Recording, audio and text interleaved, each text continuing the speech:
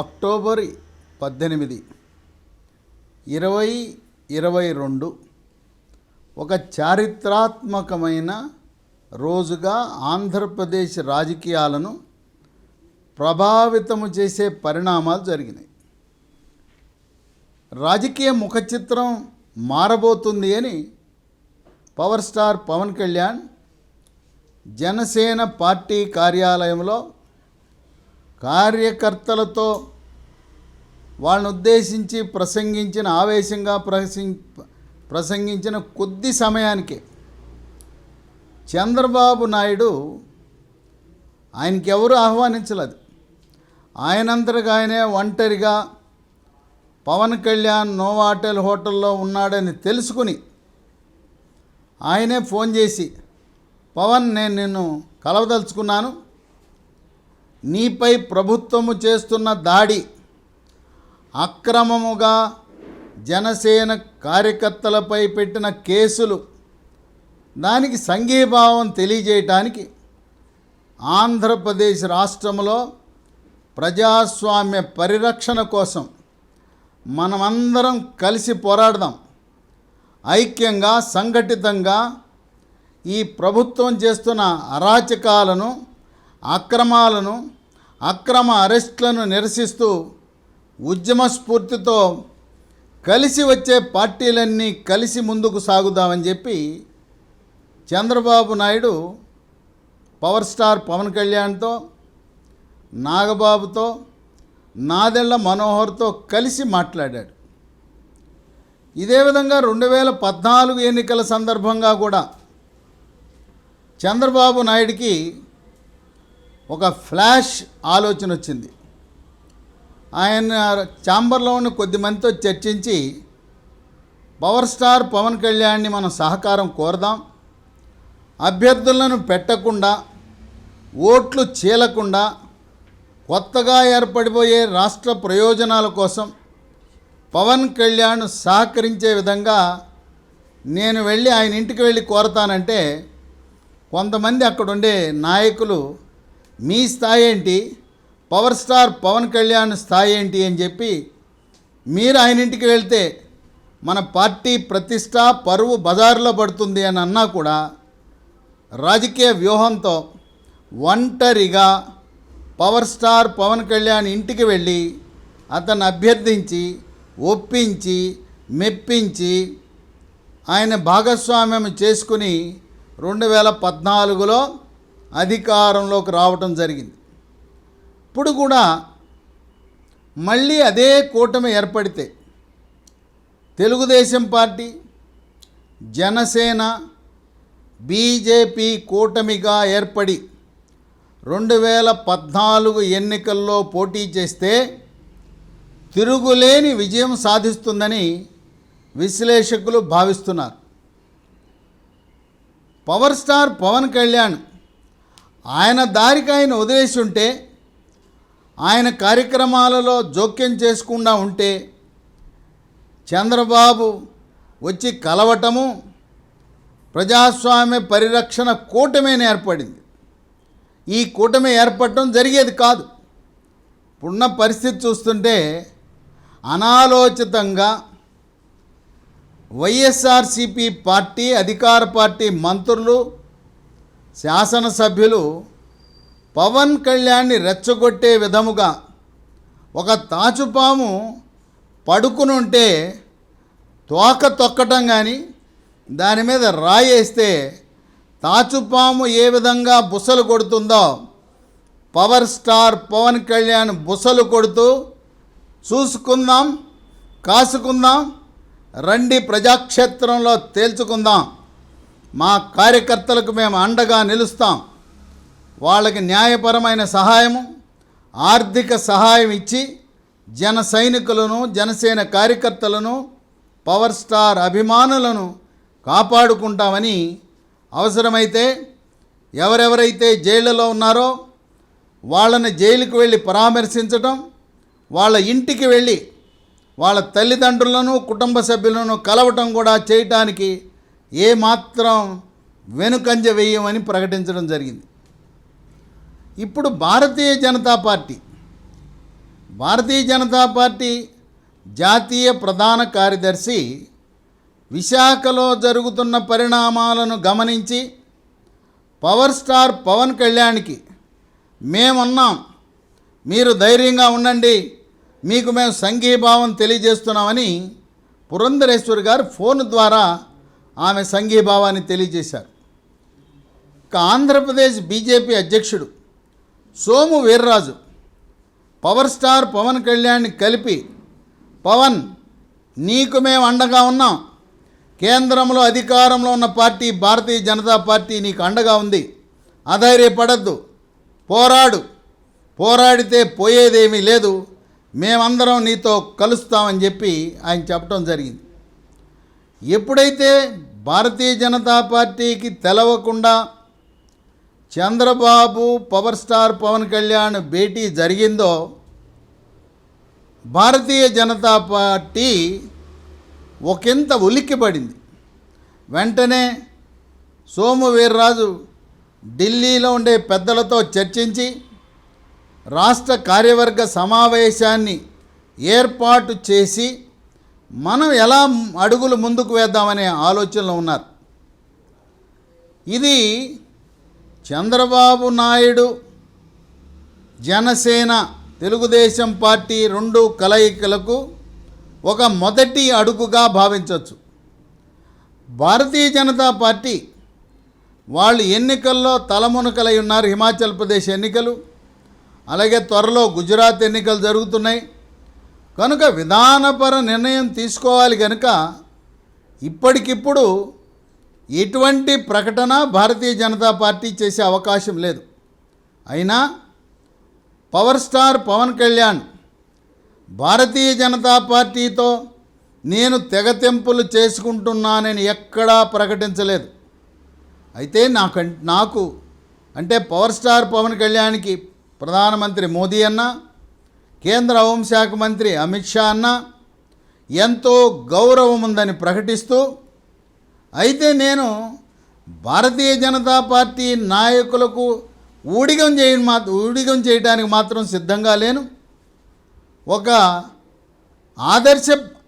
ఆదర్శ లక్ష్యంతో వైఎస్ఆర్సీపీ పార్టీను గద్దె దింపాలనే లక్ష్యంతో బీజేపీ, జనసేన కలిసి ఆంధ్రప్రదేశ్ రాష్ట్రంలో పొత్తు పెట్టుకున్నా ఆశించిన మేరకు లక్ష్యము నెరవేరలేదు కనుక వైఎస్ఆర్సీపీ పార్టీని గద్దె దింపటానికి అక్రమ, అరాచక, అవినీతి, దుష్ట, దుర్మార్గ పరిపాలనను అంతం చేయటానికి, అమరావతిని ఒకే రాజధానిగా కొనసాగించటానికి కలిసి వచ్చే పార్టీలతో పొత్తు పెట్టుకుని ముందుకు సాగటానికి రంగం సిద్ధం చేసుకున్నది జనసేన పార్టీ.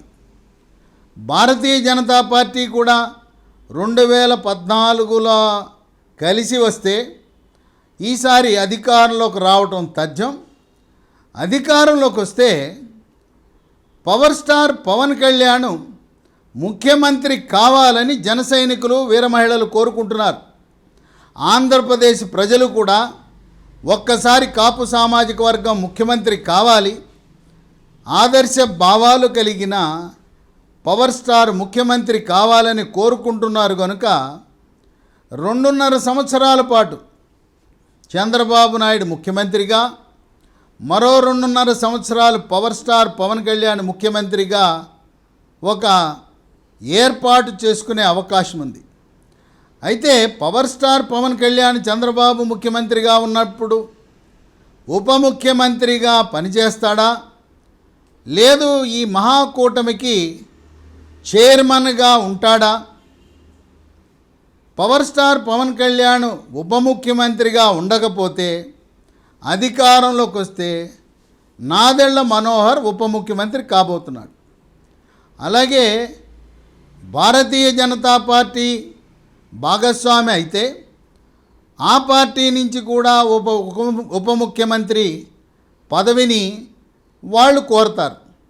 అంటే ముఖ్యమంత్రి, 2 పార్టీలు, వాళ్ళు 2 ఉప ముఖ్యమంత్రులు.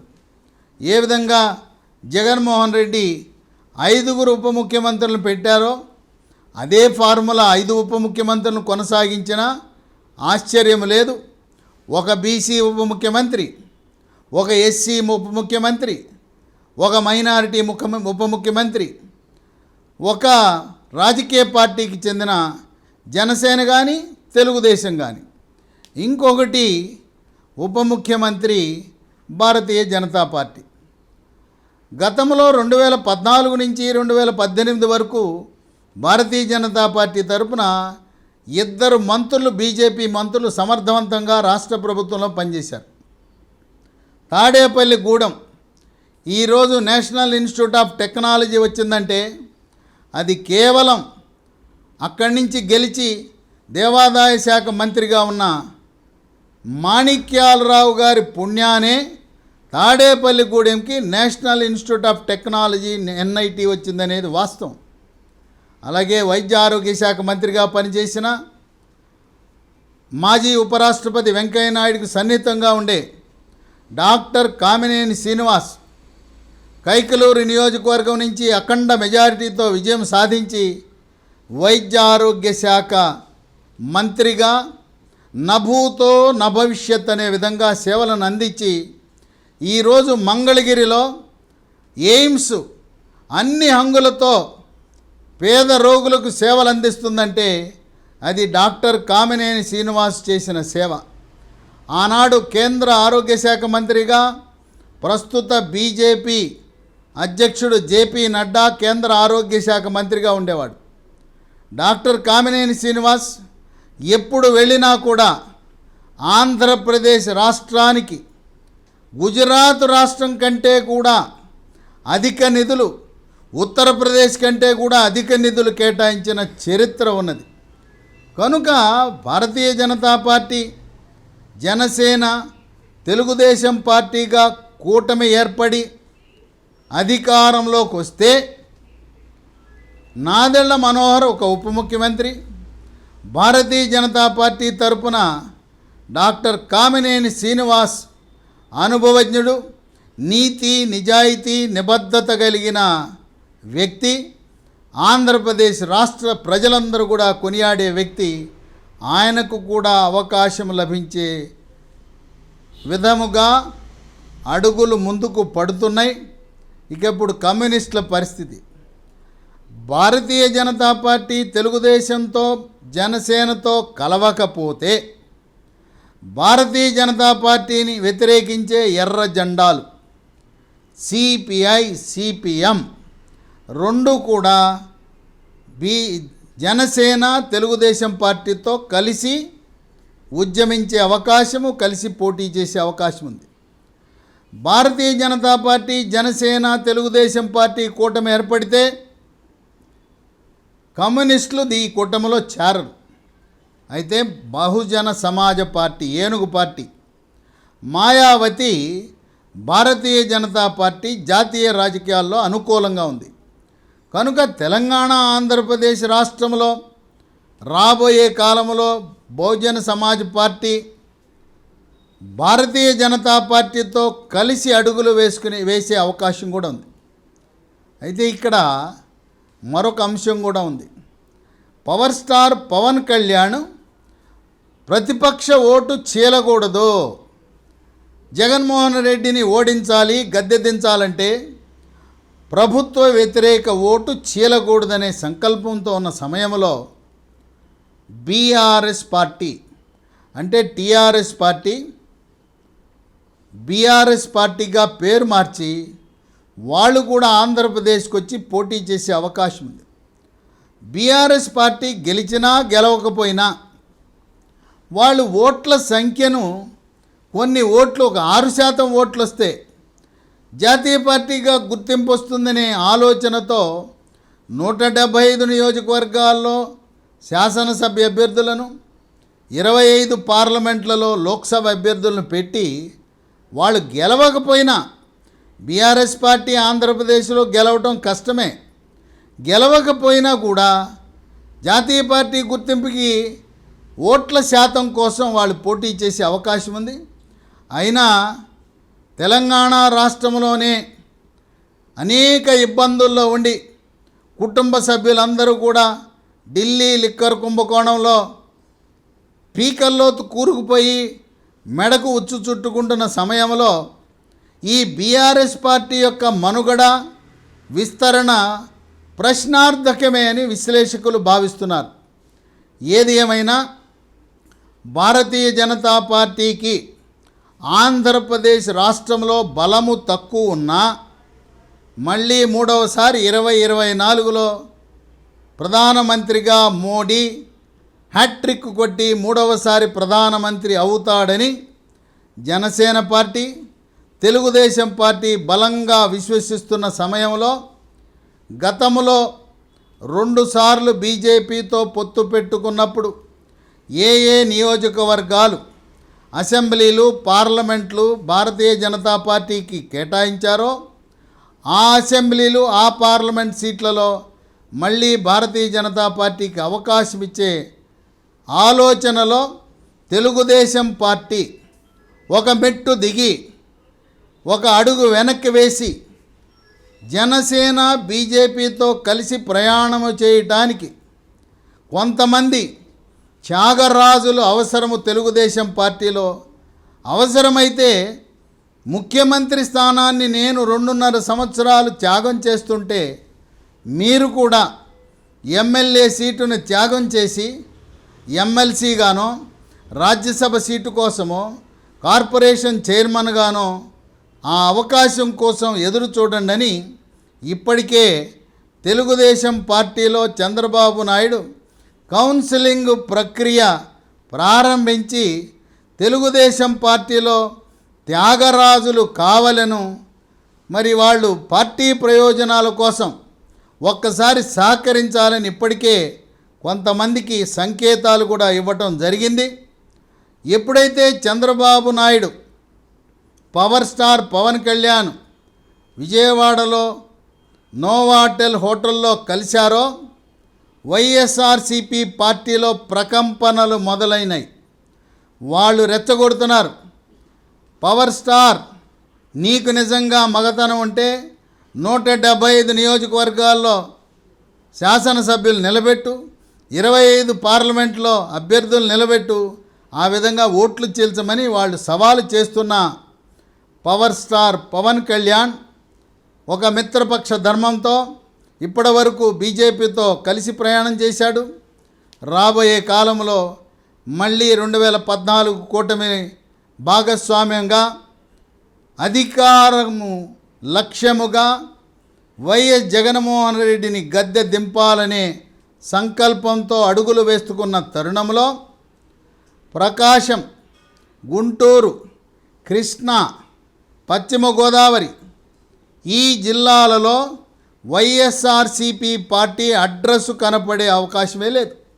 ఎందుచేతనంటే 2019 ఎన్నికల ముందు అమరావతిని రాజధానిగా మేము కొనసాగిస్తాం, అభివృద్ధి చేస్తామని ప్రకాశం, గుంటూరు, కృష్ణా, పశ్చిమ గోదావరి 4 జిల్లాల ప్రజలను మోసం చేసి ఇదే రాజధాని అని చెప్పి చివరికి మంగళగిరి నియోజకవర్గ శాసనసభ్యుడైన ఆళ్ల రామకృష్ణారెడ్డి కూడా అమరావతి రాజధానిని ప్రజలను తప్పుదారి పట్టించి మరి ఏరు దాటగానే తెప్ప తగలవేసిన చందాన రాజధాని మార్పు అనేది వైఎస్ఆర్సీపీ మెడకు ఉచ్చుగా మారి ఈ కూటమి జనసేన, తెలుగుదేశం పార్టీ, బీజేపీ కూటమి అఖండ విజయాన్ని ఏ విధంగా 2014లో సాధించిందో అదే విధంగా జరిగే అవకాశం ఉంది.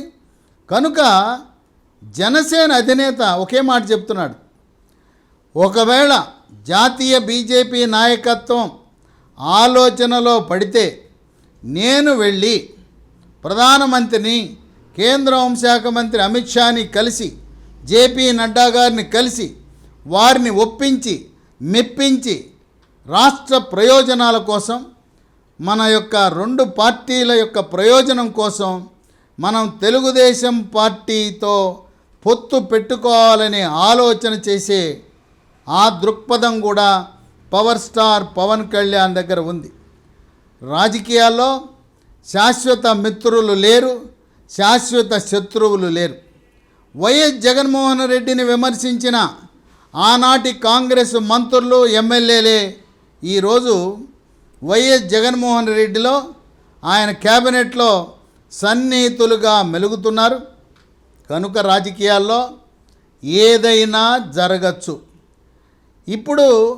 ఎప్పుడైతే చంద్రబాబు, జనసేన అధినేత ఇద్దరూ కలిసి మాట్లాడుకున్నారో, ఉభయ పక్షాల్లో జనసేన పార్టీ జన సైనికులు, వీర మహిళలు, అలాగే తెలుగుదేశం నాయకులు, కార్యకర్తలు, శ్రేణులు, మాజీ మంత్రులు, ఎమ్మెల్యేలు, ఎమ్మెల్సీలు అందరూ కూడా ఆనందోత్సవాలతో మొదటి అడుగు పడింది. వివాహానికి నిశ్చితార్థం అయిపోయింది. లాంఛనంగా వివాహము జరగాలి. ఒక సీట్ అటేంటి, ఒక సీట్ ఇటేంటి, మనం జగన్మోహన్ రెడ్డి మనల్ని అణిచివేస్తున్నాడు. అనేక మందిని రాజమండ్రి సెంట్రల్ జైల్లో పెట్టాడు. కనుక రాజమండ్రి సెంట్రల్ జైలుకి వెళ్ళే కంటే పవర్ స్టార్ పవన్ కళ్యాణ్ కోరుకున్న విధంగా, బీజేపీ కోరుకున్న విధంగా మరికొన్ని సీట్లు వాళ్ళకు అధికంగా ఇచ్చి మనం త్యాగం చేద్దామని తెలుగుదేశం పార్టీ నాయకులు సిద్ధమవుతున్న తరుణంలో ఇది వైఎస్ఆర్సీపీ పార్టీకి రుచించటం లేదు. గొంతులో వెలక్కాయ పడింది. ఎలా చేయాలి, ఏం చేయాలని దిక్కుదోచని పరిస్థితిలో, అయోమయంలో, గందరగోళంలో మంత్రులు, శాసనసభ్యులు, నాయకులు, వైఎస్ఆర్సీపీ పార్టీ వాళ్ళు ఎవరికి తోచిన విధంగా వారు పవర్ స్టార్ పవన్ కళ్యాణ్ని దూషించటం, తిట్టటం, నిందించటం, ఆయన యొక్క పవర్ స్టార్ యొక్క ప్రతిష్టను పెంచి ఈ మహాకూటమి గెలుపు దిశగా నడిపించటానికి వైఎస్ఆర్సీపీ పార్టీ నాయకుల దూషణలే ఉపయోగపడతాయని విశ్లేషకులు భావిస్తున్నారు.